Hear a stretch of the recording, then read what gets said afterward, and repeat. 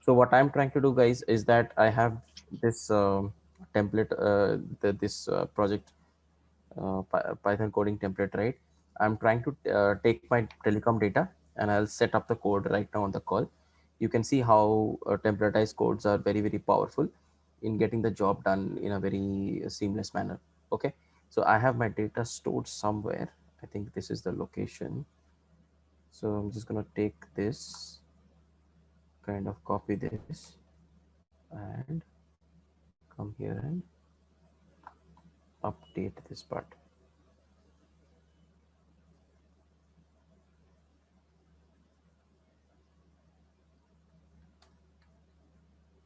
So this is a CSV that I have.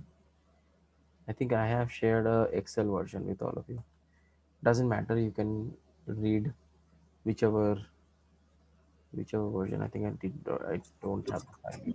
Hello, sorry to interrupt. No, no, no. Uh, Tell me, tell me. Yes. I just joined, so I just wanted to know that from where can I get this IPNV file? No, you don't have it with you now. I haven't been able to prepare it. Okay, I am doing it live right now. okay, fine, no issues. Thank you. Yeah.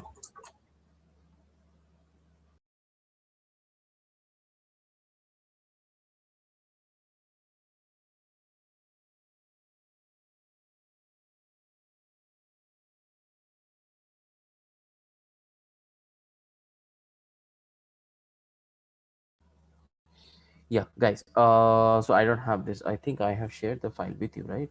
So then let me just go ahead and quickly. So I will be uploading this notebook right away. Just that I didn't find the time. I was being very honest about this. I didn't find the time to make the change in the code that I intended to. So I'm doing it right away. Learn the machine learning projects. Uh, over here, right? So that's the path. That is the path. Okay. It's got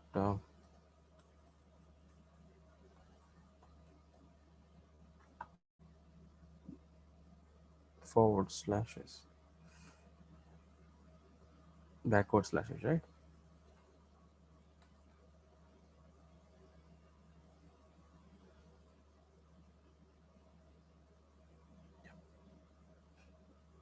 Done. So this part is done. Let me come here and take the update here. Cool. What is the name of the file now? Bank underscore tally. Array, I made a spelling mistake. How embarrassing. Marketing. Cool. Bank underscore telemarketing. It is a Excel file. Bank underscore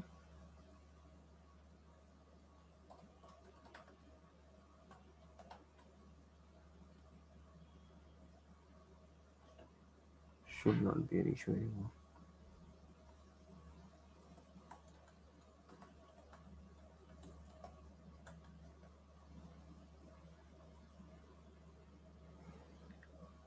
Okay.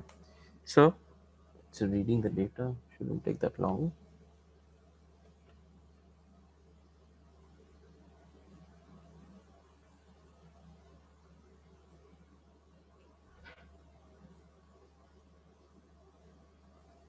Okay. Done. Data is read 41188.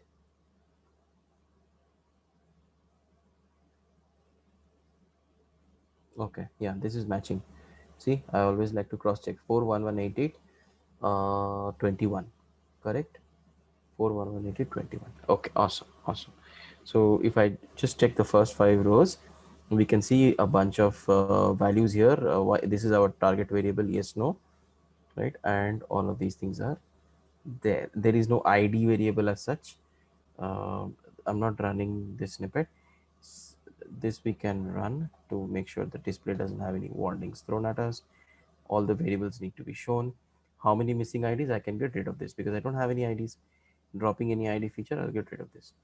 Label of churn feature, I don't have any churn feature, but I will have a target feature. Let's call this target 10. Okay. Yep. So df y value counts. Let's understand how many no's and how many yes. So we've got about 4.6. This is no and this is yes. Okay. So I'm just going to say that, if y is equal to yes, then 1 or 0. Cool. Guys, can you see how I'm trying to sort of modify this code so that you can also get this as an example of how to modify a certain code to fit in a data. Cool. Target feature is I think I made a mistake. I made no, I'm okay. I'm okay. I have dropped target, right? Let me create the target again. This time around, I will drop y. Cool. Perfect. So now my df target, df drop, this is getting done.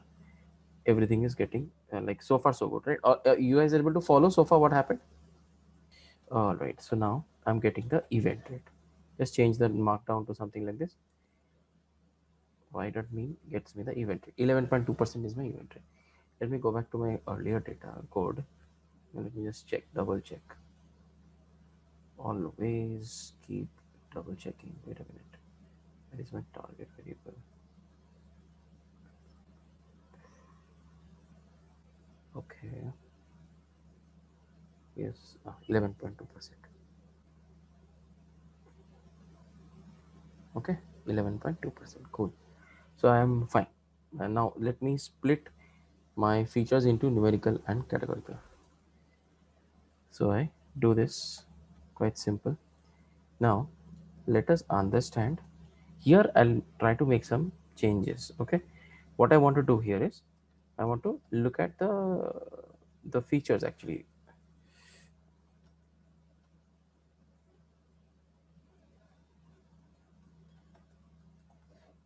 So we've got age, duration, campaign, previous days, all these are numerical. Okay, no problem. What about character? There are certain dates and months and all. So I'm just trying to see day of the week, month, cool, loan, contact, housing, etc. These are all my character. Okay, so far so good. Uh, okay, there is now one thing that I'm interested to check. This is not here in this code. Let me bring it together somewhere. There's a function I wrote to check for value counts, unique values of all the character features. I'm sorry, of all the numeric features.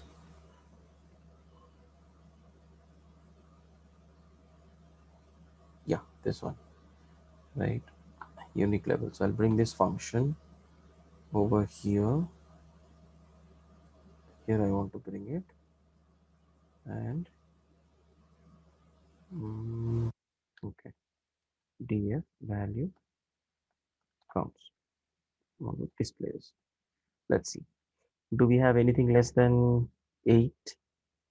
Yeah, see, previous. That is less than 20 actually. So what was the rule of thumb? The rule of thumb is less than 20. So for that, we need to run this snippet because we want to slice out the data, right? These are the feature levels. So actually, I can get rid of head. Just run it like that. Yeah. So what do we see? That this is like less than this one is uh less than 20. This one is less than 20. So they are pretty, I mean, if I want to break it apart into deciles or anything, I'll face issues because I don't even have unique 10, I cannot create 10 ranks out of a feature which takes only 8 values. Do you see the problem here? Yeah. I cannot create 10 ranks, right? Of the ranks are based on the values taken by a certain feature. Now, if the values themselves are like uniquely broken down into 8 levels, there are only 8 distinct values that the feature variable can take. I cannot break apart 8 values into 10 ranks. No, I'm going to treat this in the categorical action. So let me just perform the same manipulation here. That slice one. So that's why guys have the I'm setting up this code for you so that you can see how these codes can be set, and we focus more on the analysis of the data, because Python part you guys can figure out. It's very straightforward, nothing much. Just that always keep in mind that these steps that I'm performing in Python, in mentally take away Python and just in your minds replace Python with any software in the world. Wherever you go, if you perform these steps, your job will be done. Like you will be able to create a solution out of it. So slice one is df value counts dot loc feature levels less than 20, and I'm creating this as a index and basically keeping all those rows and creating a data frame out of those cases. So previous employment rate and number of these things are this is basically going into my categorical data frame or CAT. Now the other part is slice 2, which will remain with my numeric variable, numeric feature. Do you guys remember this manipulation?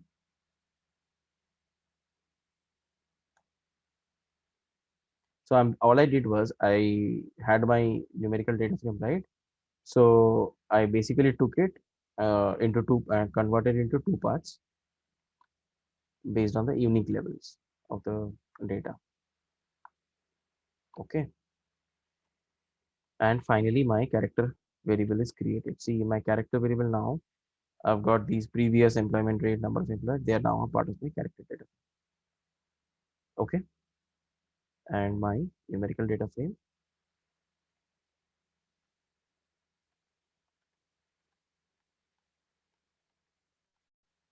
is this. So far so good, guys. Any questions till this point? Yes, no, maybe, nothing. Okay.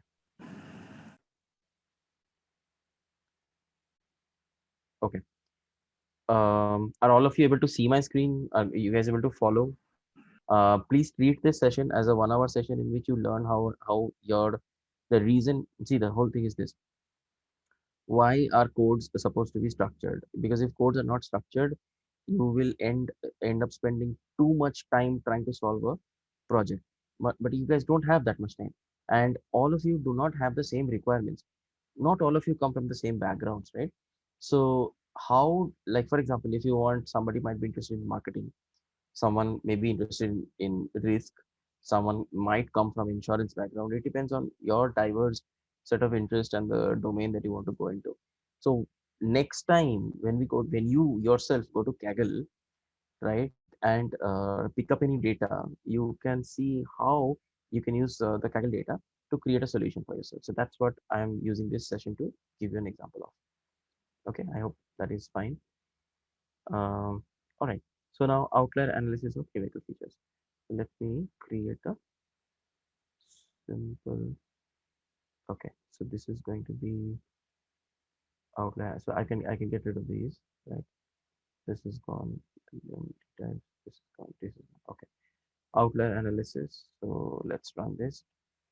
You will see that there are some of these values. Sometimes it is extreme, or this is hugely extreme. What is this duration? Yeah. So duration of discussion. Some people are like only 1% of like super engaged, and only 1% is like a zero. So we will try to cap and floor. Okay. So we will try to cap and floor at first percentile and 99th percentile. Now let us run these again. Let's run the snippet. We should be able to see, okay, 11 has come here in PESA, and we saw this huge number here. Now 1271 has been replaced, right? So the capping flooring has worked perfect. Missing value, let me check. There are no missing values in the data. So I will leave this comment as it is, so that whenever you encounter any kind of missing value challenges, right, you can find this snippet to be handy, and you can use it, right, in case. wait a minute. Um, so values data. Then please remove those columns of features that have more than 5% of rows as missing. Okay, so this comment is here for your reference. We are good. Okay, now let's go back here for 1 minute. Can we see any standard deviation? Zero? No, but this one has very small standard deviation. Not exactly zero, that is okay. So we may or may not choose to run this, but let's stick to the protocol and let's run this because it will only give us good practice. So now we can see that age, duration, campaign, P days, consumer price index, confidence index, and Equibor, Euribor. Euribor is a lending rate actually in within each bank. So all the features are present. None of them have got dropped. Not a problem. So now let us run this snippet. Now this snippet does, you know what this does? This breaks it apart into breaks each feature apart into 10 deciles, right? Each of them are broken into 10 deciles, and you will be adding a suffix of rank attached to each and every one of them, so that you can clearly create uh, a data frame which is now is composed of only the ranked versions of each of these features, right? If the original features or original feature values are not there, the ranked version of each of them are present here. So what shall we do now? We're going to take this and then join it back with a target variable so that we can create these bivariate graphs, right? And we will draw a line here to show the average target rate or average event rate, and then across the average event rate on both sides of it, on the higher side and lower side, we'll try to study the discrimination. So I'm going to run this in, and there's a small loop running here across all the columns. So it will run, I think, 7 times.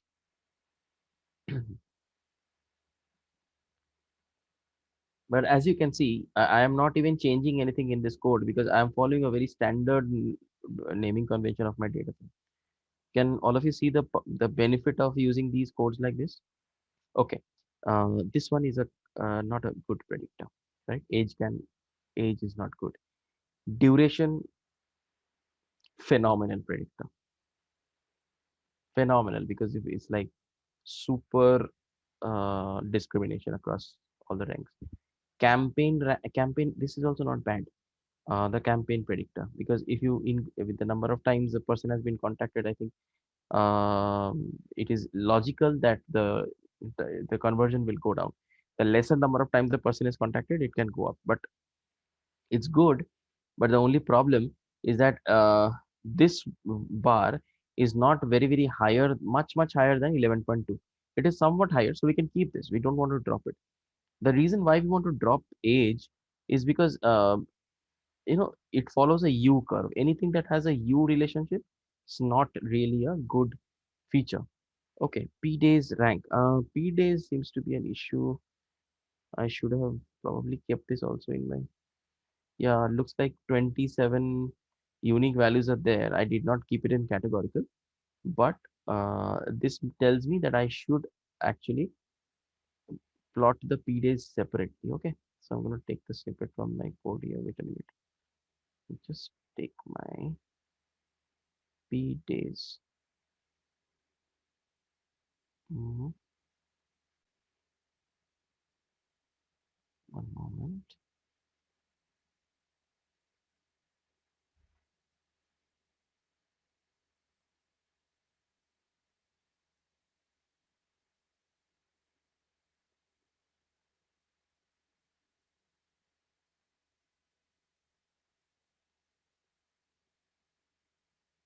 Uh,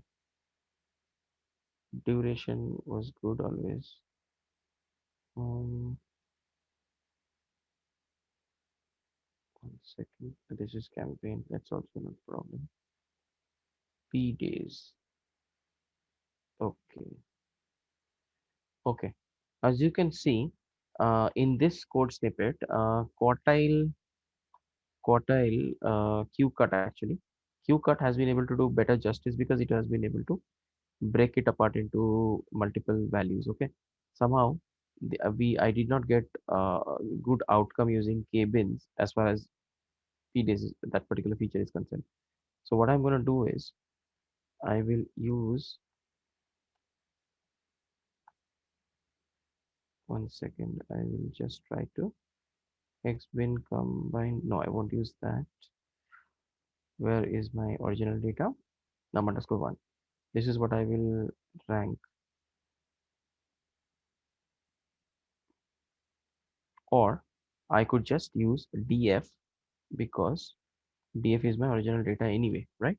So I don't have to bother too much about which particular data frame I need to use. I can just directly run this. So you will see, I mean, basically this will create some sort of a, yeah. So you can see that it actually is not, I mean, it's not a great predictor. It starts from 15, then it goes down and it goes up. So there's a U-shaped behavior, not exactly U, kind of L-shaped behavior. But yeah, it's not something that it is like super awesome or something. So we can probably drop it for now. Consumer price index, okay, this is a good predictor because the reason is that this is a classic example where you can actually make sense when you say that look, machine learning algorithms or especially decision trees etc can be of use here because of the non-linearity. Just follow my pointer here. So see this, it was following a linear behavior, linearly decreasing behavior, in the sense that the event rate is steadily decreasing when consumer price index is actually rising. But there is a certain point here where the index breaks that linear trend and it shoots up.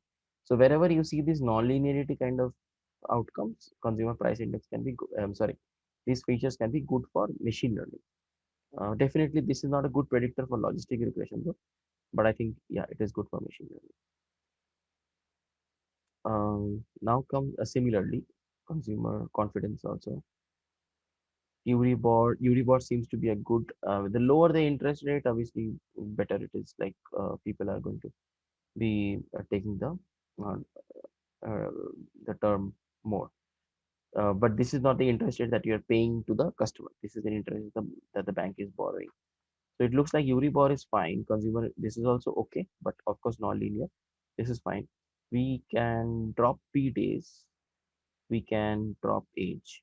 Okay, so we can drop these two.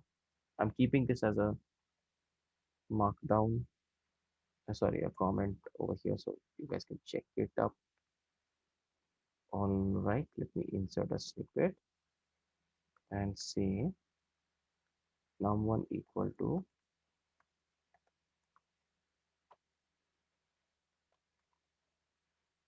what was it that I dropped?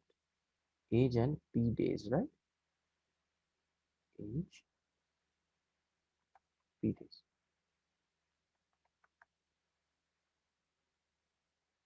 Okay, cool. Those are dropped because of this, and selected features are created here. I'm I'm not going to run a select k best anymore because I'm going to keep the rest of them. Actually, we have very less numerical feature, so let us keep them right now. So I think we are doing 5 numerical features for now. Now let us run the categorical part again. The code does not have to change itself. We can start by uh, running it directly to see what kind of values it throws at us, and then figure out what to do. So what are the treatments that I did previously on the categorical data? Let's have a look. Okay, what are the treatments that I kind of did last time in this particular code? So first thing that we did was looking at education, uh, the education category.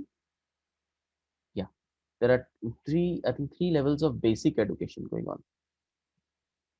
So this is the snippet actually, basic education, 9 years, 6 years, 4 years. And so I combined them under basic only.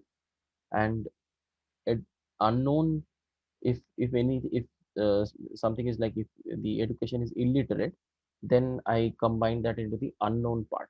because if you see, these are the value counts. It is in unique values. Like it has four levels of basic, unknown, and illiterate. So I took illiterate and put it into unknown. So that's the analysis, the manipulation done on education feature. And when we look at the day of the week, it wasn't very good as a predictor itself. So no problem there. Certain jobs are good predictors, so it is okay. Um,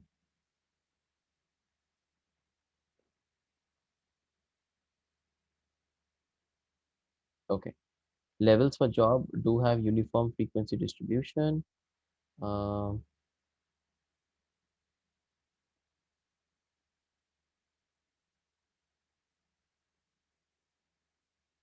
right.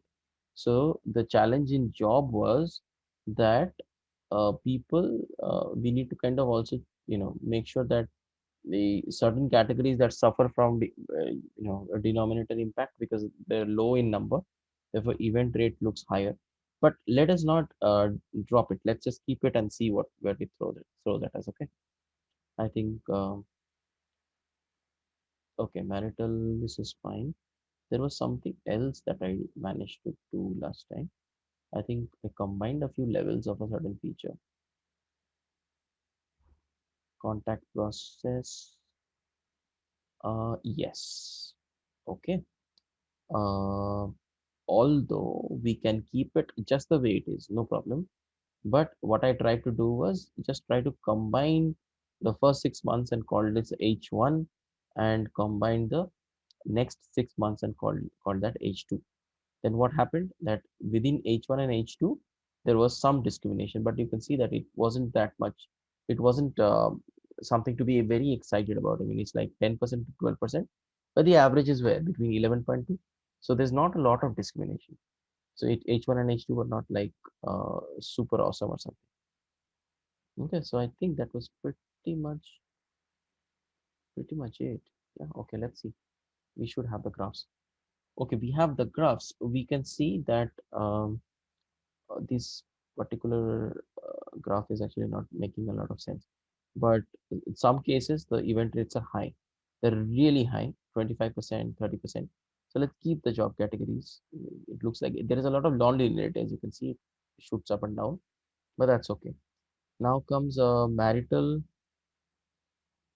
Marital again. Does it make a lot of difference? Marital can be probably dropped. Okay, okay, you guys can tell me why marital can be dropped because it's not showing that much discrimination, right? Because if you start doing something like this, right? I mean, you would not try to sell a fixed deposit to a married guy. Why? Because it lowered low chance of response. Try to sell it to a single guy. It doesn't really make sense. This kind of variable, it will end up creating more restrictions than help the bank expand their portfolio. They would ideally want to try and pitch it to people irrespective of the marital status. Yeah, this is again like education overall doesn't make a lot of sense. Illiterate, uh, I would like to drop this feature because there's a feature, the level called illiterate, have sh- that seems to have captured about 20% responders. So this kind of feature, it's not that great in terms of I mean, like you can see for yourself that first of all there isn't a lot of discrimination. Secondly, the only category, education category, which seems to be responding to any sort of term deposit is illiterate. It doesn't really make a lot of sense, right? Does it make sense, guys? It does. To me, it doesn't make sense. Yeah. So this is something I want to combine. DF. So yeah, it is almost flat. And plus the other thing is that why would I want to sell it to like if someone is not even literate? It doesn't really kind of make sense, right? So that's a bit of a issue there.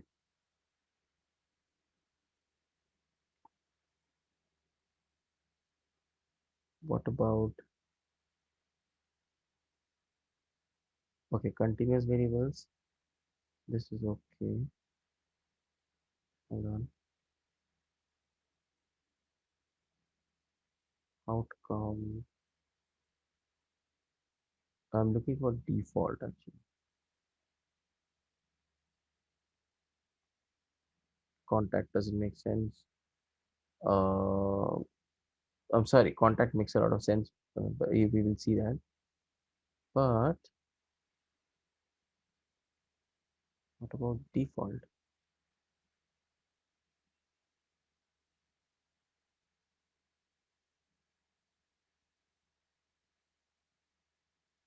Yes. So we've seen this, right? In case of default, as a feature, it takes three levels, right? No, unknown, and yes. In case the person hasn't defaulted, there's a increased chance. Unknown and I mean unknown can be grouped into no only, just to give the customer a benefit of doubt. Um, no, but I think what was I doing? Unknown as yes. Okay. So what I did last time was to make sure that we take a conservative approach. We basically say if it's unknown, then let me just, take that, assume that there has been some default. You can keep it in either ways. You can, but we know that we have to do something like this. So let me just take this snippet because we will have to treat the default variable, right? So let us just, this is the drop list that is okay. I'm going to convert this to char. That's pretty much it. Okay, I'm not running this right now. Let us go through the other codes, other graphs. Housing can be dropped. Let us take this as housing drop list.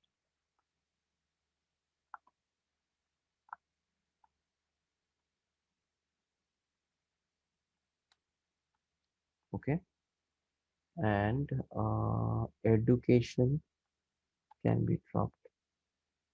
Not making too much sense. Intuitively doesn't make sense. Marital,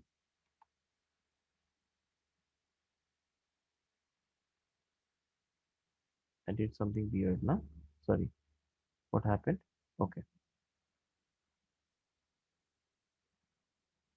marital, marital can be dropped. Job, I'm keeping it as it is because there are some categories that are higher up. Although it might be the case that there are very few observations, could just be because the denominator is lower. But even then, that is also a signal for the data to pick up insights. So that's okay. Let's keep the job category. Housing to be dropped. Loan also it should drop.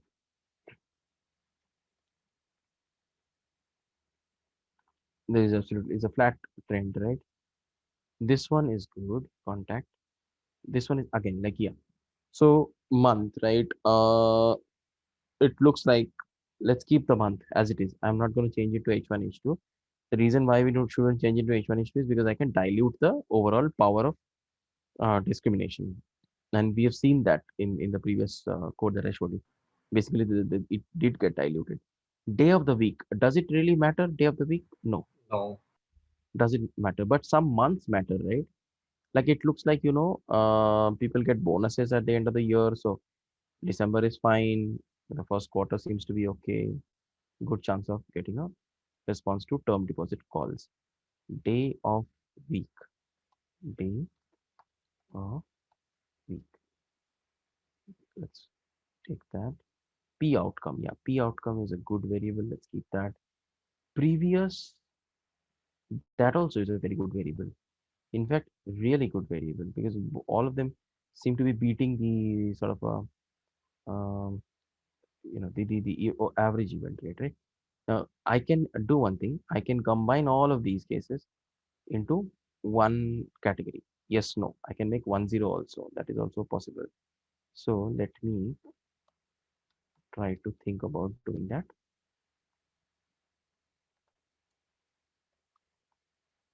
The quickest way to go about doing this is like this. Over here, we replace the word previous, previous.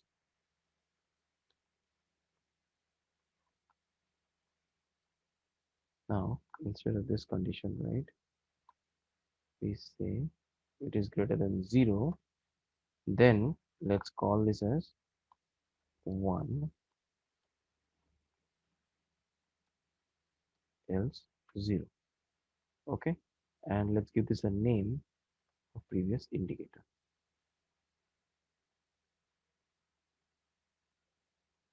Okay, cool. All of you with me on this one? Cool. Now let us run a get dummy step and let's see how many do we get. So we get 27 odd dummies.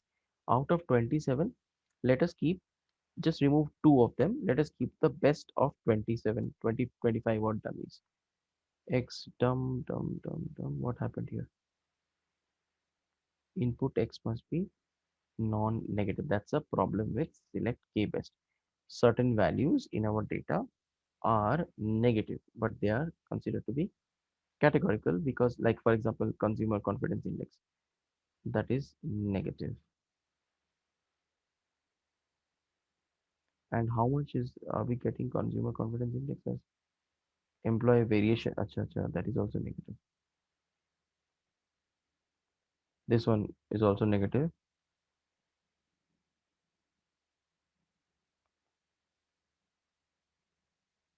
But that's the only challenge. Employment rate is coming out as negative. Because this is a economic data, I'm not an expert to figure out whether it should be negative or positive. So what I'm going to do is we can omit this step right now. We can convert this to a markdown for now, and let us not run this. Keep all the 27 levels to see what it throws up. Okay. Because we don't know if we should convert this into an absolute value or not, because these are like, the data set has been enriched with some additional economic data set. So I'm not going to change this too much. So I'm just saying select df char is xcat dum. Now numerical indicator features, we don't have this here. So select feature df char, select feature df num should be okay.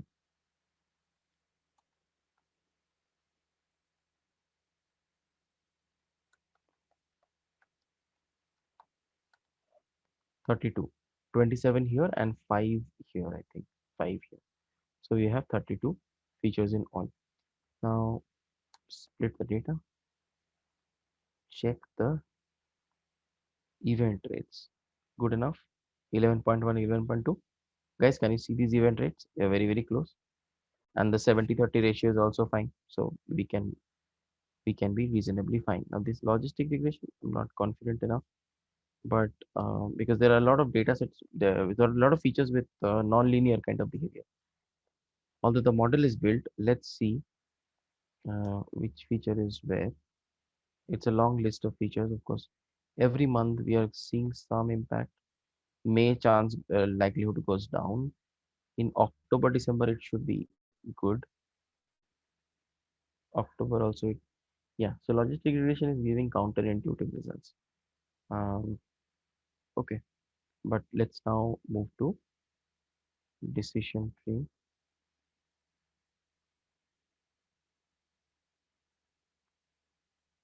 Okay, I'm getting rid of the grid search. You can bring it back whenever you want to. I'm going to run it with minimum sample split. So let's keep it at least 500. The tree seems to be ready.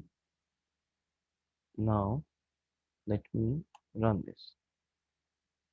Get the tree printed. Okay, and minimum sample split. Okay, cool. There are some, these are boxes or these are terminal nodes where chance of responses are very, very high.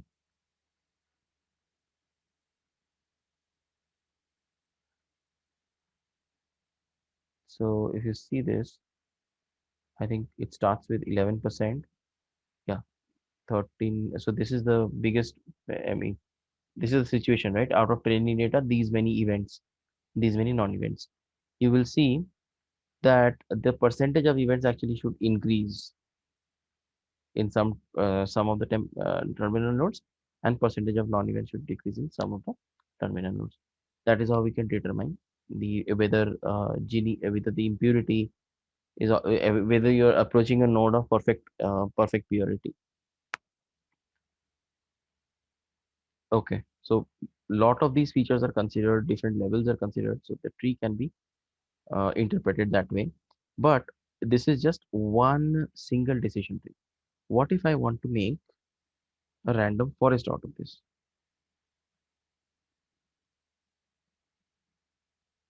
Okay, now let's run the importance column. Duration is most important. Number of employee you report, sucks the outcome success, and then employment variation rate. So you can see this comes out as this is what the select k best was having an issue with, right? But it comes out as fairly good as a predictor.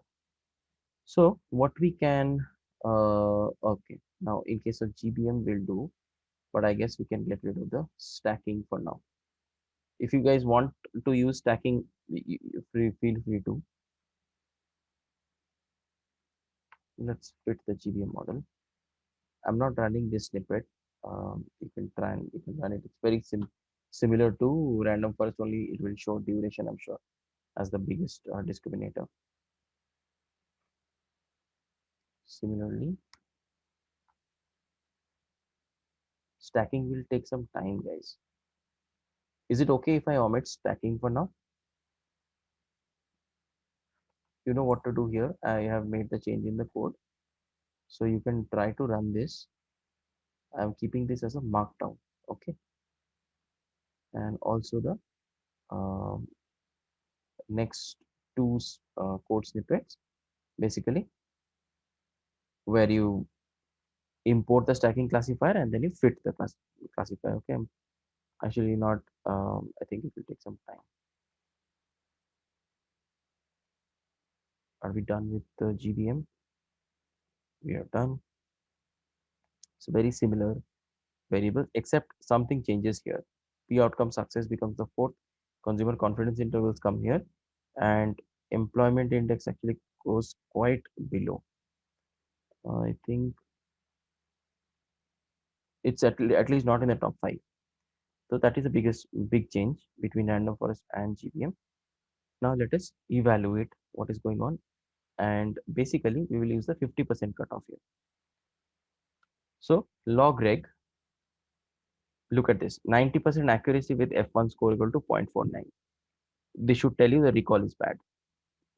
So recall is like 40%. So there is a lot of actual people who are interested in term deposit, which logistic regression will not be able to capture. The answer to why logistic regression failed in this situation is because, you tell me, if the linear relationship does not exist. You guys know, right? Why logistic regression did not work? Yeah. So let's start with logistic regression.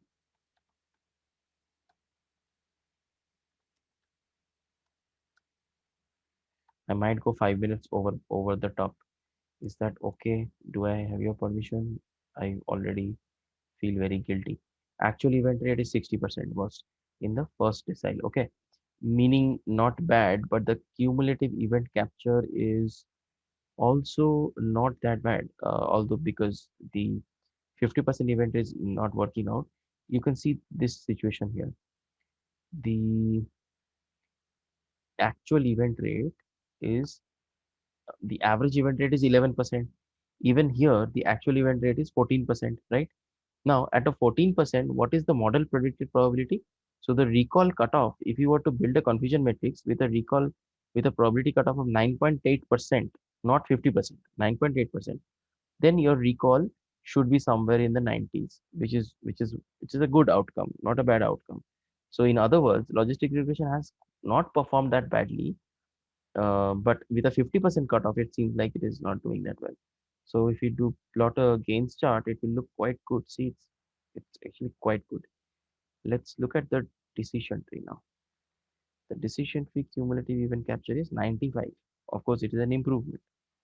Makes sense. What is it with Lorentz curve? Again, 95. Not a hugely more improvement with decision tree. This is why it is a bit surprising that decision tree is not doing actual event rate is what, 63% in the first design. In this case, actual event rate is 57%. So random forest is actually underperforming to some extent. So there could be a issue with the grid search, but we ran out of time. Okay, GBM, let's run this. Yeah, of course, hands down, right? 69% event rate in the very first decile. So this is the winner. So that cumulative event capture by the third decile is 97.8. Phenomenal. Look at the KS. KS is like maximized already by the second decile. Normally, as modelers or data scientists, you should try to maximize your KS by the third decile, but already in the second decile itself, KS is maximized. So this looks like clearly the best one to go with, right? Stacking we haven't done, so I'm going to get rid of this snippet here. And so what we're going to do is take the first two because KS got maximized by the second decile. So let's take the first two deciles and create a target zone for us. Okay. So the audience actually. So let's say, okay, but we were not going to be able to break the data into, prioritize according to certain tenure or anything like that. So I'm going to get rid of these snippets. Won't really help here. But what will help is this one. So what is the column name here? P rank, sorry, predicted, yeah, predicted response rank.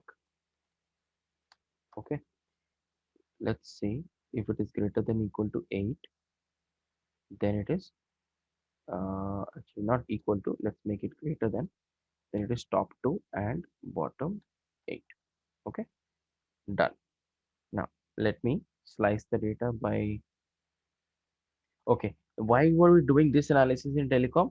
We were doing this to understand what kind of treatment to offer. But over here, we know everybody will get the offer to basically get the term deposit. So there is no differential, like it's not like you're going to offer something to somebody separate outside of term insurance, right? So you pretty much, so you don't have to slice the data per se over here. You can get rid of this. What you can do is, let's have a look at the data overall from top. Okay, kind of makes, let's just logically think through. Uh, yeah, where can I get the data? DF types. I'm looking for a variable that can be used to,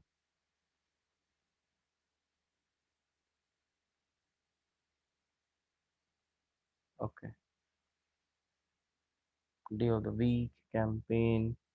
These are all purely response variable. It's not that I can figure out if the person is a more valuable customer or not. Not really. But what we can do is, guys, we can take duration and then use the duration to create some sort of a prioritization. That is, I guess, possible to do. So let me go at the bottom, capture a couple of snippets.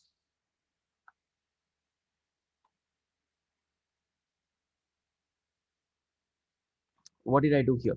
I took duration and I basically divided duration into 10 groups.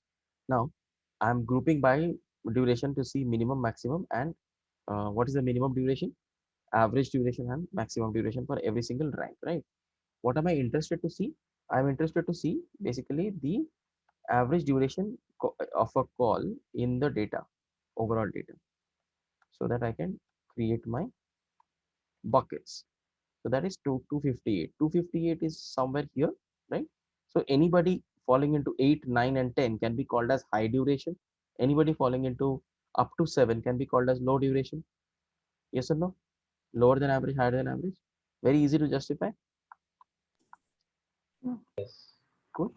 So let me, because you are trying to give your telemarketing team some sort of a priority order, that boss, go after these people in this priority. We know that you are a team which does not have infinite resources, right? You have limited resources, so you should not be sort of going crazy. So go by this prioritization, and you should be okay. Okay, so you can say high duration over here, this one, and this one is low duration. Correct. Duration segment, we can see high duration is only 12,000 or 28,000 becomes low duration. Okay, awesome, no problem. So I've got my duration segment here. I've got my predicted segment, predicted response rank to come here. And this is what I'm interested to see. Uh, okay, and I want to know how many customers are there. So I'm not, I can keep any feature, not a problem. I can just get rid of count. Sorry, I need to just bring in count. Let's keep this feature. Doesn't really matter. So DFO. Okay, okay, okay. Df top three won't happen because we are not really bothered about top three. We want to. Okay, there you go. Okay, that's the strategy right there. So what is the recommendation? We can see. Yeah, question. Go ahead. Go ahead. Go ahead. Speak to customers who have like who falls in top two predicted ranks or deciles,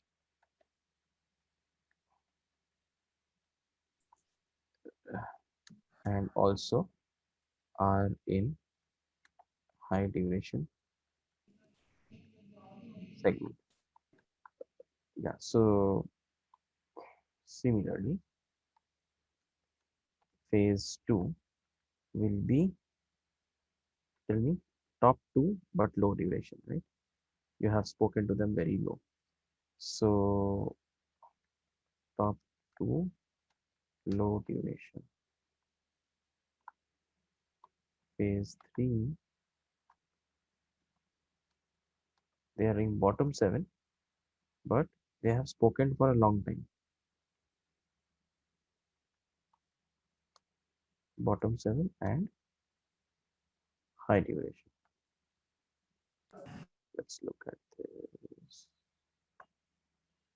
Mm, 1 minute, right? One moment.